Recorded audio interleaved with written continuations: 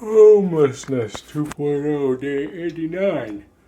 Oh, I just got that yawn and I didn't need to yawn until literally the moment I hit the record button. Oh man. So passed my driving test, so I'm technically a licensed California driver. Hooray me. Also, when I went back to the storage unit today, I couldn't find any of my shampoo for some damn reason. Like, I searched through all the boxes, couldn't find it. But I found this delicious hot sauce. There's also a bottle of mustard, which I guess I probably should have brought, but I don't know. We'll see. I'm pretty hungry because I've really not had much to eat today. Like, literally, this was my breakfast, and then that's all I had the entire day until I got done with everything driving related. So, like, I took an Uber there because, I mean, if you notice, I haven't even shaved anything because I didn't do anything yesterday.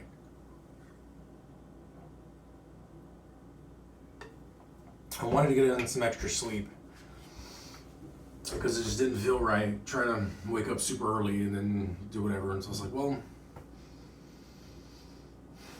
this is what I am right now. So it's just this. I know you can't really see it when I stand back there. So, you know, it's like, what do you got to do? What can you do? So I did that. Just a vanilla candle that I bought at CVS. I told the story to driving instructor about how I went to CVS and then they asked like if I had, you know, the typical like, did you find everything? And I don't remember what I said. I really wish I could remember because all I do know is that what I said to the cashier made him bust out laughing. And that's a good feeling.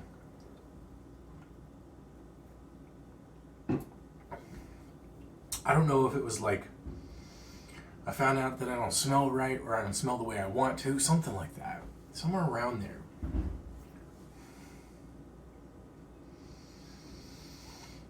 So now I gotta figure out what the next step is with regards to driving and or anything related to driving. Because I don't have a car. The original plan was to get a license much earlier than this and then go see about buying a car at a police auction. And that's still on the table as an option because used cars are kind of crap and hard to find, but at the same time, police auctions aren't necessarily guaranteed to give you anything either. They're not, or at least they're not necessarily guaranteed to give you anything worthwhile or even working.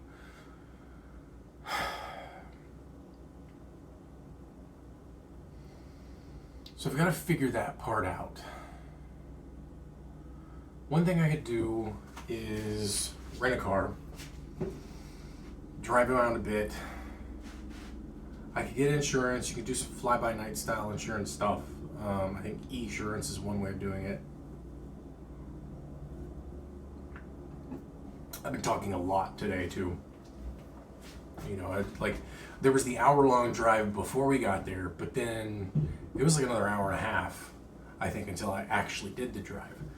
And the funny thing is I want to say about half of that, if not even more, closer to like an hour, was us waiting in line in the car for my turn to go drive.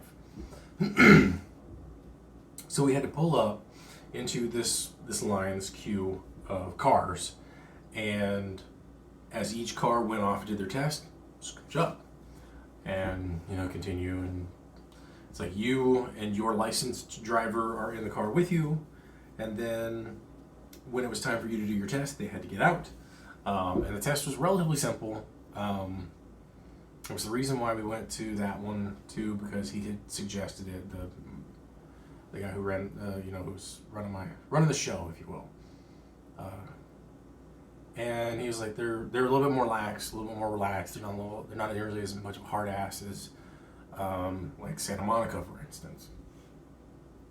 And so I was like, okay, I'll take your advice, and I passed. And I still got a couple of things I got to work on, but for the most part, I'm a good enough driver. And I would say that the main things I have to worry about, that I have to work on, is kind of like my speed and turning, and the car itself, again, is kind of the issue. Even though I probably should have had plenty of time to drive with it, it's just like there's this old habit in me when using older cars that if I take the foot off the gas, that car's gonna slow down, and this car didn't do that. So there was a lot of needing to brake a lot, and it was kind of frustrating to have to do that. And so doing that as much as the car needed me to felt unsafe. But it often got me into wider turns than I needed. I wasn't slowing down enough for the turn itself. Now, I wasn't like blazing through them or anything. It was just too fast. And so I just have to get a car and then learn how to deal with that.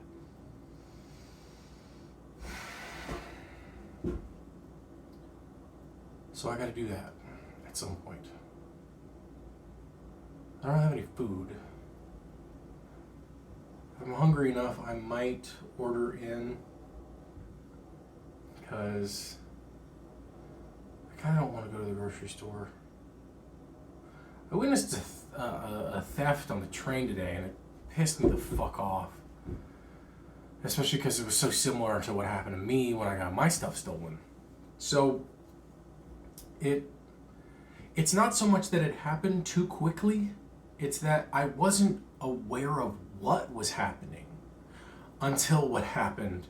And then by the time I was able to really process it, things had already been, and it happened relatively quickly. So I was on the train, coming back from storage, get ready to get back here and just kind of chill. And over at the USC stop, Expo Park, the one that's like right near the school, USC, there was this older gentleman who was in front of me, and he was kind of napping. He had been playing some solitaire on his phone. And I thought at first like maybe he had his headphones plugged in, but then I realized they weren't connected to his head. And I was kind of nodding in and out a little bit here and there, and just kind of in my own little world.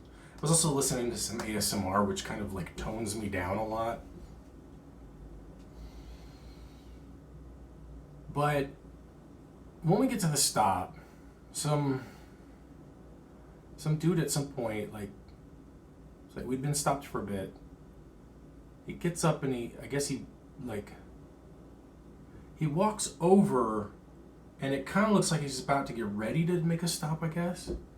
But then he bends over, takes the other dude's like battery pack that was connected to his phone out of the backpack, and then snatches the backpack and runs. And then the doors close behind him.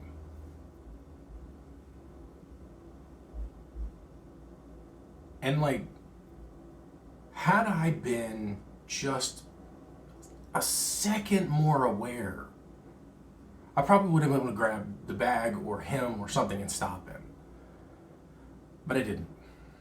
I feel pretty bad about that. And then like this dude, I feel for him real bad. Like, he was in major distress. Like, he was a wreck. But he wasn't like crying or anything, which, I mean, he's an older dude, so I can kind of see that. But it looked like he wanted to cry real bad. And it's just an all-around horrible experience. Like, it's fucked up that somebody would do that.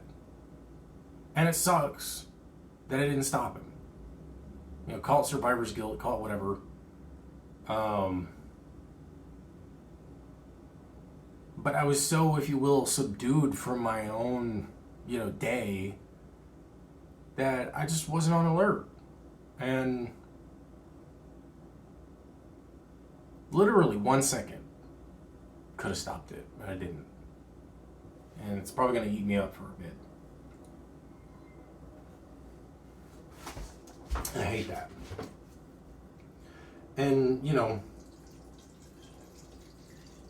like, while I do feel guilty, ultimately, the entirety of this situation is on the dude who stole the shit. The criminal caused the problem. I don't, you know, it doesn't matter what anybody says. You know, like, when I got my shit stolen on the bus, for instance. Okay, so when I was coming out of San Francisco and I was heading to New York, there was a point where I left my PSP in the little cup holder in the Greyhound, right? And it was black, and like the seats are black, and everything about it is black. And so it's not like it stood out. And when I came back, I think it was at McDonald's, and I wasn't in there that long, maybe 2 minutes. Like, it was a quick stop. I come back, my PSP's not there, and I'm like, wait, what? Did it fall? You know, and I'm trying to look around and stuff. And so I'm trying to make sense of the situation before I realize what the situation is and that somebody stole it. And instead of just saying, hey, where's the thief that stole my PS2?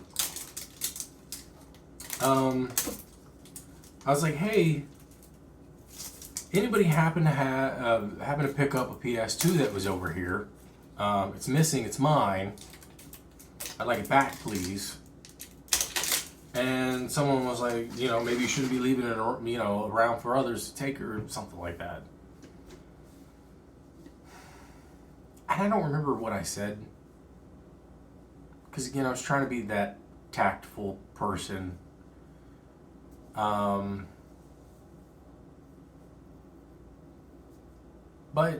what they said pissed me off.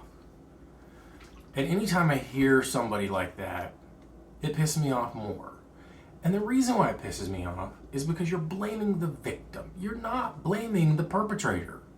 You're not saying what the person did to steal it was wrong. You're saying that the person deserved to be stolen from because they weren't in an ideal protective situation. You know, this older gentleman, I don't know what the hell his day was. Like, this is roughly 3:30, so for all I know, he had to get up early. Maybe he was going to school. I don't fucking know, man.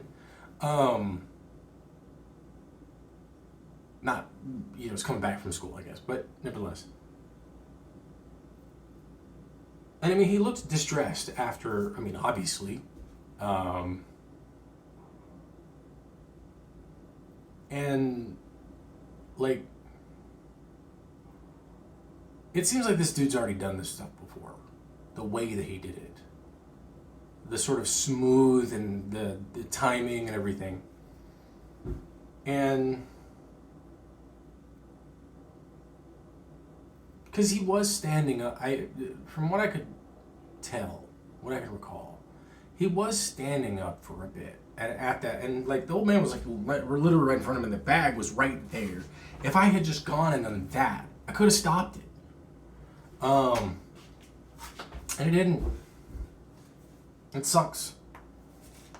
Because I know what that's like. You know, I know exactly what it's like. Because when I was out here and I was homeless, and I don't know the living situation of the older gentleman, but I'm relating to my own situation.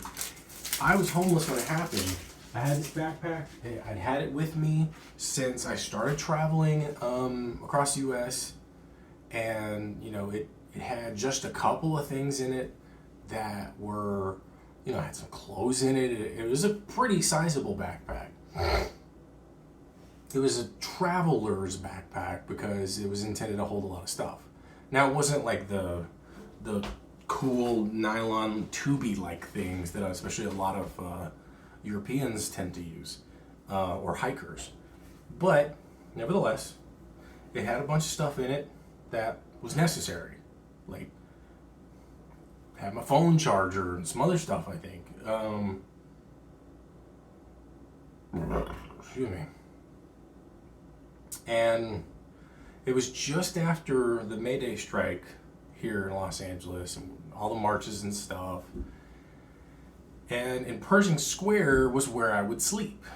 And what I would generally do is have the backpack on top of the table, and I would just sleep. And it was never a problem. And then for the May Day thing, for whatever reason, they had taken away the tops, like the overhangs and stuff. So it was just the table itself. And like literally the day after, maybe if not the day of, or it was like one of the first couple of days of May, doesn't matter. It's gone. I wake up at one point, it's gone. The only thing that I have at that point that's mine is my phone, my headphones, the clothes that are on me, my wallet, fortunately. That's sitting in my front pocket with whatever cash that may have been in there, and the hoodie that I had, and then like the throws that I had wrapped around me. And that was it. And it was a terrible day. I was so angry. Not at them, not just at them rather, but I was angry at them. I was angry at them, I was angry at myself. People are all like, oh, you should have had that like tied around your leg or some shit. And I'm just like, maybe they should have not fucking stolen it. Didn't help that I had my computer, and I don't know what that dude had in his computer. It had in there. He may have had a computer too. I mean, he was just flabbergasted. I could have helped and I didn't. It sucks.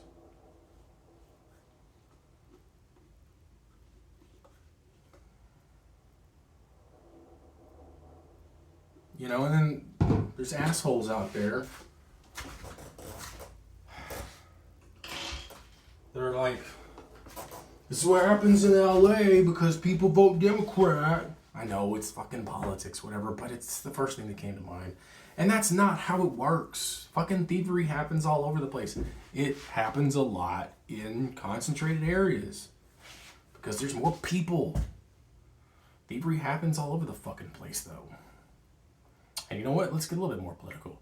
The vast majority, more than anything else combined, the majority of the theft that occurs in America is wage theft. It wasn't the point of this video. I didn't even think I was going to head down this route, to be honest. But sometimes my brain do what it do. And wage theft is by companies against their employees. That's where the majority of theft comes from, combined. It's wage theft by employers. So we need to stop blaming the victims. We need to blame the perpetrators. This dude who stole this shit, he didn't need to do that. It sucks that I didn't stop him. I'm going to feel bad about it because I'm a human who has empathy. Who was literally right there and basically just watched it happen, not really knowing what was happening until it was all too late.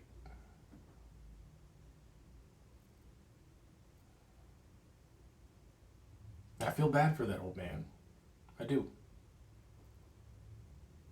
I mean, for all I know, that was literally his lifeline. There could have been papers in there that were important, or sentimental notes from family members or something. You don't know what the hell's in there. And to take that stuff away from somebody is a violation of just them as a person. You violated that person. You know, I'm not a sentimental person, but when my stuff got stolen, there was one thing in there that I was sentimental about.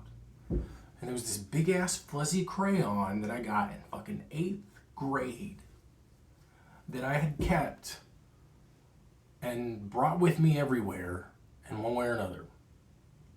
I don't know why I did it, but it was important to me. You know, who's to say that, like, maybe there was a letter of encouragement from a dead wife or something. I don't fucking know. It doesn't. Who knows what was in there? But what really matters is that it doesn't matter what was in there. What matters is that this person violated another stranger, and it was wrong. I mean, don't do that shit.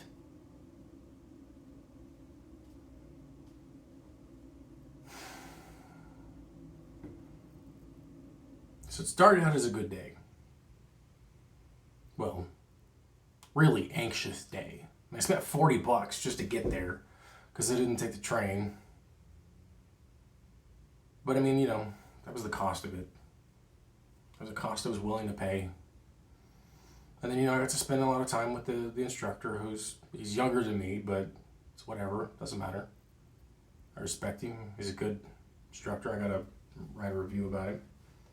Apparently, they get extra payment from that, and otherwise they get shafted, which kind of sucks. Because again, more and more, just bullshit.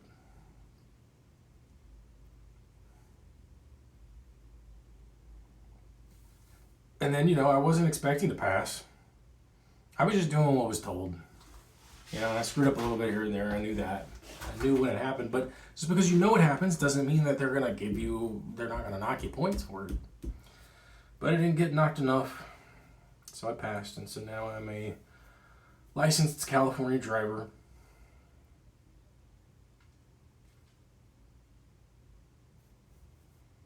But it's bittersweet.